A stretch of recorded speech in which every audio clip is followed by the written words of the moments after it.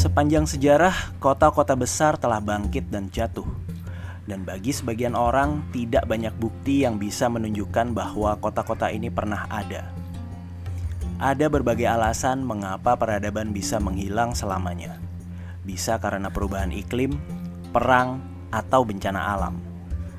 Sebuah peradaban bisa hilang di telan waktu, sampai kemudian puing dan artefaknya ditemukan dan kemudian menghidupkannya kembali. Mempelajari peradaban kuno ini dan orang-orang yang menghuninya bisa sangat menarik dan menjadi pelajaran bagi kehidupan manusia di masa depan. Nah, kali ini channel Tentang Dunia akan mencoba membuat serial tentang peradaban yang hilang. Semoga menjadi inspirasi dan pengetahuan bagi kita. Yuk, kita mulai. Pada episode pertama ini kita akan membahas tentang Petra. Kota kuno di selatan Yordania ini adalah ibu kota kerajaan Nabatea yang berkembang dari abad keempat sebelum Masehi hingga tahun 106 Masehi. Lokasi dari Petra tersembunyi di antara bebatuan dan tebing bertingkat dengan pasokan air yang sangat baik, menjadikannya tempat ideal untuk sebuah kota mandiri. Kota ini memiliki sistem pengelolaan air yang dirancang dengan rumit dan dibangun dengan saluran pipa keramik. Satu saluran air membentang sejauh 5 mil dan merupakan contoh luar biasa dari teknik pengaturan aliran air. Petra merupakan persimpangan penting pada jalur perdagangan rempah-rempah dan sutra, di mana para pedagang dari Roma, Yunani, Mesir, India, dan Cina bertemu. Kota besar ini dibangun di sisi ngarai Wadi Musa di bagian selatan Yordania. Diukir di pegunungan batu dan tebing, Petra hanya bisa dikunjungi melalui celah sempit di pegunungan dari arah barat daya atau timur, melalui sebuah celah dengan panjang kurang lebih 1,5 km dan kedalaman 200 meter yang disebut dengan Sik sebagai akses utama yang merupakan celah yang sangat sempit dengan lebar hanya 2 meter.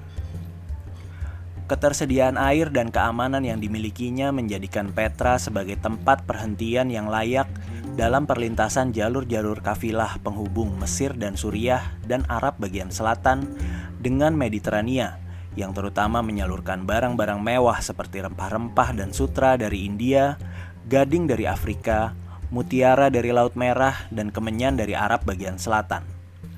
Damar dari pohon kemenyan sangat dihargai di seluruh dunia kuno, khususnya sebagai persembahan dalam upacara-upacara keagamaan atau juga sebagai obat.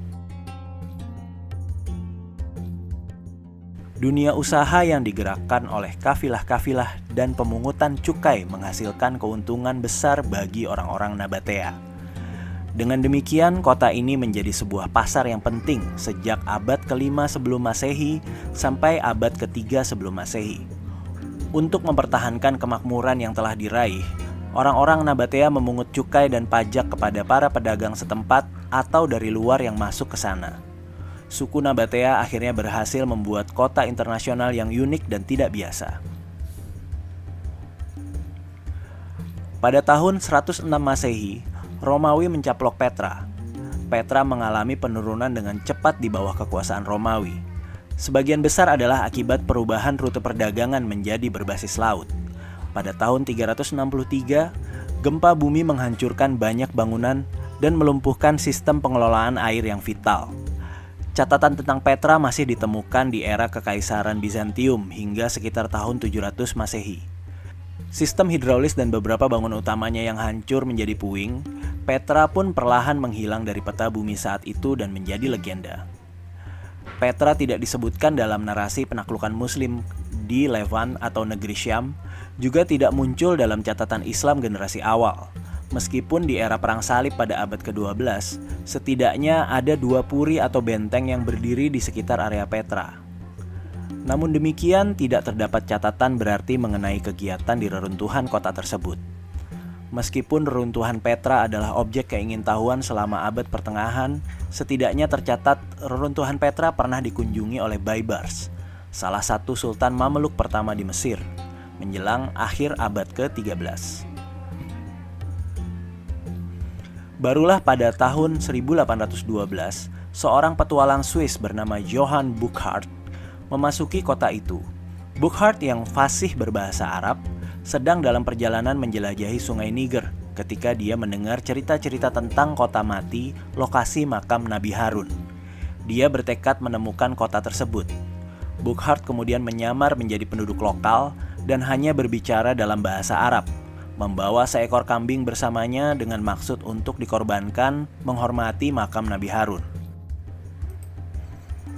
Hanya setelah 1 hari menjelajah, Burckhardt telah yakin bahwa dia telah menemukan kota Petra yang hilang. Legenda Petra pun kembali meruak pada zaman modern, dan kemudian dikenang sebagai simbol teknik dan pertahanan dari abad kuno. Nah, demikian sedikit cerita tentang Petra. Selanjutnya dalam serial Peradaban yang Hilang, kita akan membahas kota-kota lainnya. Nantikan video lain di channel Tentang Dunia. Salam!